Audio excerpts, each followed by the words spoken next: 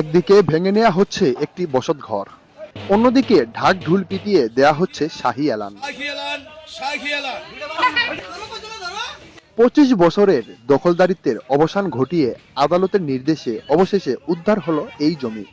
জামালপুর বকশীগঞ্জের বাট্টাচুর ইউনিয়নের পানাতিয়াপাড়া গ্রামে দীর্ঘদিন ধরে দখলে থাকা এই পৈতৃক সম্পত্তি ফিরে পেলেন মুজিবুর রহমান।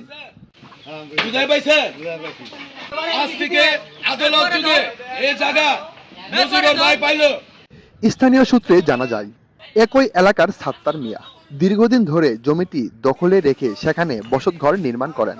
দীর্ঘ আইনি প্রক্রিয়ার পর আদালত মুজিবুর রহমানের পক্ষে রায় দিলে গতকাল প্রশাসনের উপস্থিতিতে দখলকৃত ঘরটি অপসারণ করা হয়। ঢুল পিটিয়ে ঘোষণার মধ্য দিয়ে নিশ্চিত করা হয় আদালতের আদেশ বাস্তবায়ন। দীর্ঘ 25 বছর পর নিজের ভিটেমাটি ফিরে পেয়ে স্বস্তিতে ফিরেছে পরিবারটি। নতুন করে ঘর তোলার কাজও শুরু করেছেন তারা।